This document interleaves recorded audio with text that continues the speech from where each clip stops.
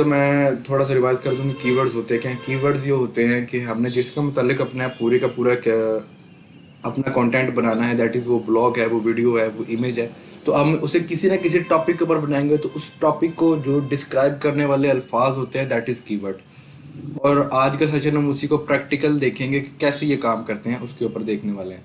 तो इससे पहले मैं रिवाइज कर दूं, मैंने कहा था इसकी दो किस्म होती हैं, ब्रॉड कीवर्ड और long tail keyword. Broad keyword वो होते हैं जो बहुत सारे डोमेन्स को अपने अंदर सम करके बैठे होते हैं, लेकिन लॉन्ग टेल कीवर्ड्स वो होते हैं जो कि बहुत आप काट छांट के बाद बनाते हो, और वो बनाने के बाद वो बहुत बड़ी डोमेन के सिर्फ एक हिस्से को जाकर टच कर रहे होते हैं। और ये जो लॉन्ग टेल कीवर्ड थे, इसके बारे में मैंने कहा था कि ये बेटर कन्वर्जन लाते हैं, मतलब लोग सर्च करते हैं तो लोग ज़्यादा चांस है कि लोग आपकी वेबसाइट के ऊपर आए।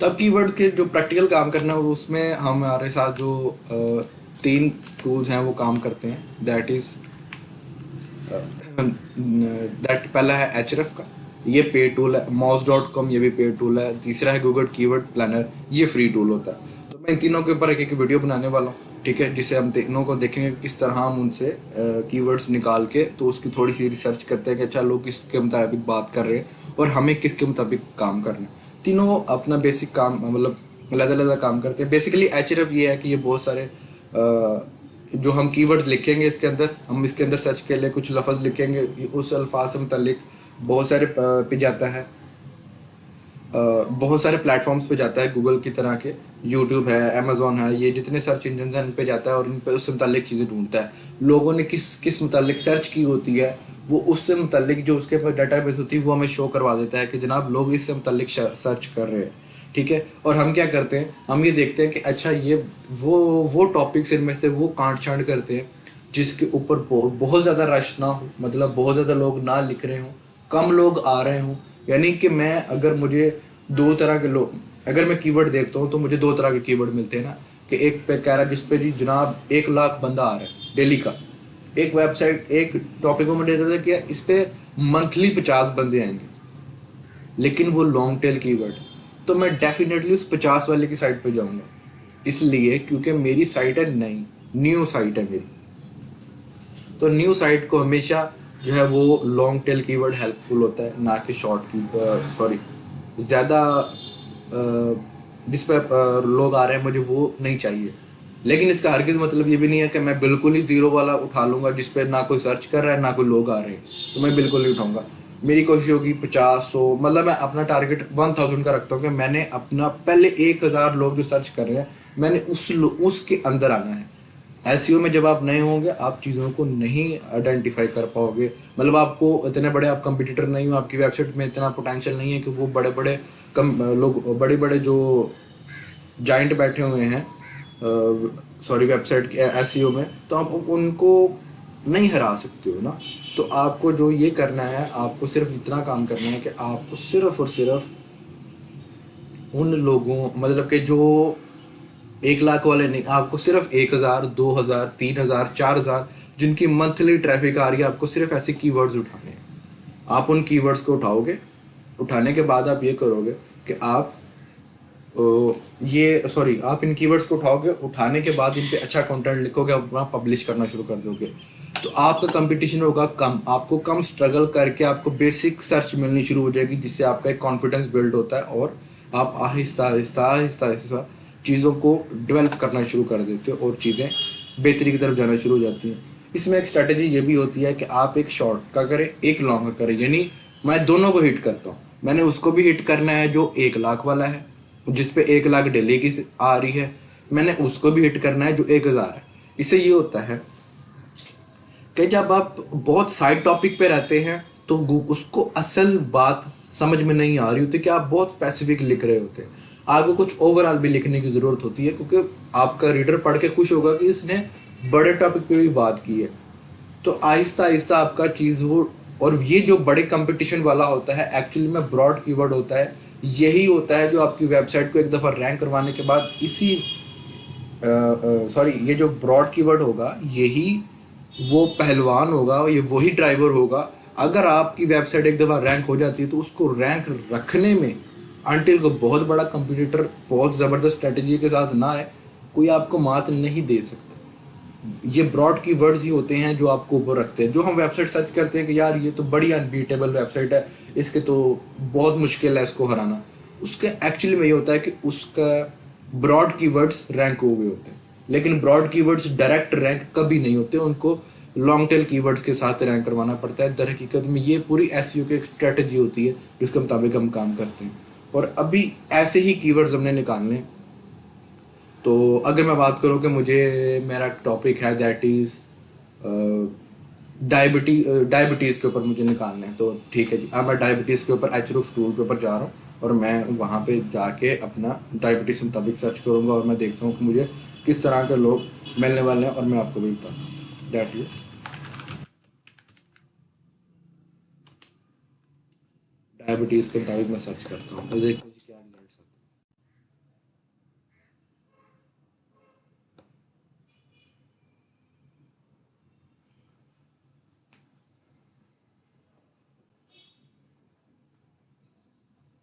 अब अगर मेरा कीवर्ड ही डायबिटीज़ हो, तो ये तो मुझे कह रहा है कि भाईजान आपको सुपर हार्ड 95 आपका डिफ़िकल्टी स्कोर आपको मैच करना पड़ेगा। तकरीबन 1400 वेबसाइट से जाके मैं ये कहूँ जो कि डायबिटीज़ के मुताबिक लिख रही हूँ, मैं पहले मैं 1400 वेबसाइट ढूंढूँ, ढूंढने के बाद मैं उन्हें कहूँ कि जनाब आप ऐसे करें, आप अपनी वेबसाइट के ऊपर मेरा लिंक दें, मेरा भी दें। फॉर एग्जाम्पल 1400 में से 200 भी मानी तो भी मैं बहुत पीछे हूँ। ठीक है, अब ये तो मुझे समझ में आ गई कि ये मुझे डिफ़िकल्टी बता रहा है कीवर्ड, किस कीवर्ड के ऊपर तो मैं रैंक होना कितना मुश्किल है। अब इसका वॉल्यूम देख लेते हैं, 397K, यानी तकरीबन पूरी दुनिया में इसका जो वॉल्यूम आ रहा हो, सॉरी इसका जो वॉल्यूम आ रहा है वो है तकरीबन 4 लाख के करीब है, 3,97,000।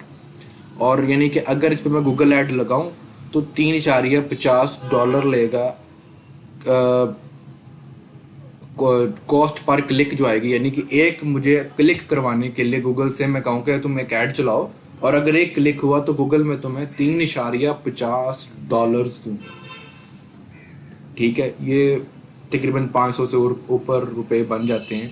$3.50 अगर बात करूँ तो यानी मुझे एक पेज है जिसके ऊपर मैं ऐड लगाऊं तो मैं गूगल को 500 दूंगा अगर गूगल एक बंदा भी मेरी वेबसाइट के ऊपर ले आए, यानी वो ऐड चलाए वेबसाइट्स के ऊपर और वहाँ पे लोग क्लिक करें, और अगर एक बंदा भी आ गया मुझे गूगल को 500 रुपये देना पड़ेगा। तो सिर्फ डायबिटीज़ के कीवर्ड के ऊपर मुझे रैंक करवाने में बड़ा मुश्किल होने वाला है। ठीक है जी, ओके, अब बात करते हैं अगले अगले पोर्शन पे आ जाए, दैट इज़ क्लिक्स। क्लिक्स में है कि 182K, यानी तकरीबन 182,000, यानी 1,82,000 के करीब लोग इस पर क्लिक करते हैं। ठीक है जी, ये नीचे मुख्तलिफ तरह के सर्च विदाउट क्लिक वो 62% है, दैट इज़ ये आपको नज़र आ रहा है, ये सिल्वर लाइनिंग में है। पेड है दैट इज़ सिर्फ 4%, ये येलो में। पर्पल में सिर्फ 2% लोग हैं और 32 हैं जो ऑटोमेटिकली क्लिक करते हैं डायबिटीज़ के मुतालिक सर्च।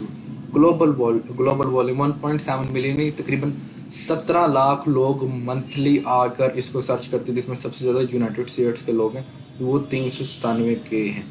अगर इनमें से मैं किसी पे भी इंडिया पे क्लिक करता हूँ, इंडिया है, Mexico, Brazil, United kingdom, Germany, मैं इन पे क्लिक करता हूँ तो मुझे बता देगा कि मेरे किस किस एरिया में, इस मुल्क के किस किस एरिया या किस किस डोमेन के लोग ज़्यादा सर्च करते हैं, तो उसके बारे में स्टैट्स आ जाएगी। अभी मुझे उसकी तरफ जाने की ज़रूरत नहीं है, तो मैं नीचे आ जाता हूँ। वो कहता है कि तुम पेरेंट टॉपिक क्या है, मतलब एक टॉपिक किसी ना किसी टॉपिक से तो आया है, तो वो कहता है कि ये भी डायबिटीज़ सी से है। नंबर 1 रिजल्ट जो आ रहा है वो आ रहा है और उसको जो ट्रैफिक जा रही है वो जा रही है, तकरीबन 75,000 के करीब ट्रैफिक जा रही है जो इसी टॉपिक के ऊपर फर्स्ट पे आ रहा है। अब ये कुछ कीवर्ड आइडियाज़ आ रहे हैं वॉल्यूम के हिसाब से। ठीक है, इसके ऊपर मैं डिटेल बात करता हूँ। ये उसकी है SERP position history for diabetes, यानी ये मुझे शो कर रहा है search engine result position, search engine result pages position history of diabetes के किस तरह पेजेस जो है वो रैंक कर रहे हैं। इनमें ये कुछ बड़े लिंक्स हैं जो जिनकी साइट्स अच्छी हैं और जो इसी तरह मतलब रैंक कर रहे हैं किसी के ऊपर, ज़्यादातर वो अप जा रहे हैं। ठीक है, और उनमें से चंद एक हैं जो डाउन होते हैं। विद पैसेज ऑफ टाइम ये पूरा का पूरा ग्राफ शो करा रहा है। उसके बाद ये इससे नीचे मुतल्लिक मज़ीद दिए गए हैं, लेकिन अभी मैं चूँकि कीवर्ड आ रहा हूँ तो मैं अपने कीवर्ड के बाहर जा रहा हूँ। कीवर्ड दैट इज़ फ्रेज़ में मैच। अब मैं ये क्या करूँगा कि मैं इसको डायबिटीज़ से मुताबिक मैं देखना शुरू करता हूँ कि जिसमें डायबिटीज़ आ रहे हो ये मुझे सिर्फ वो कीवर्ड आइडियाज़ दिखाना शुरू कर देगा।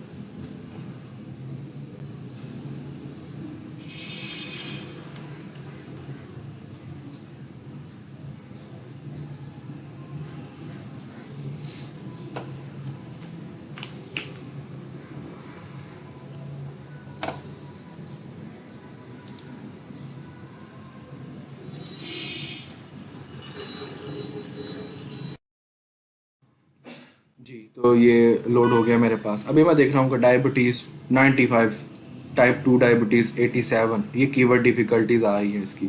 अब मैं तो, मेरी तो साइट नहीं है, मैं तो इसमें कभी भी रैंक नहीं करवा सकता, तो मैं क्या करूँगा?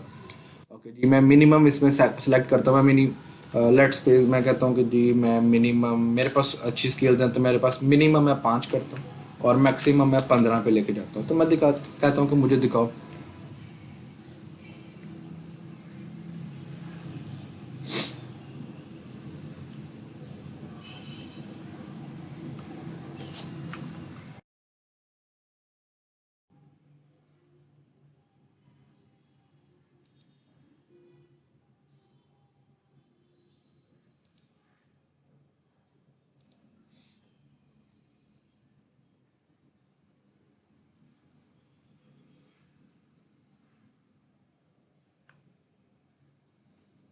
मैंने इसको एक्सपोर्ट किया है तो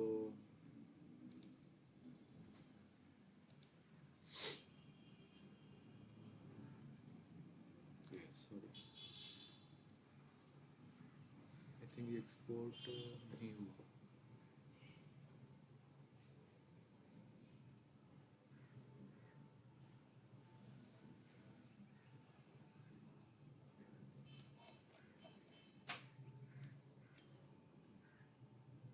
गलत में कुछ प्रॉब्लम कर रहा है, लेकिन इससे हमें मुझे एक चीज़ मिल गई कि वो ये है कि मैं इजीली अपनी वेबसाइट को रैंक करा सकता हूँ। तो ये आगे डिफ़िकल्टी इंक्रीज़ हो रही है, लेकिन इतना मुझे मेजर कोई कीवर्ड नज़र नहीं आ रहा कि जिसके ऊपर मैं रैंकिंग करा सकूँ।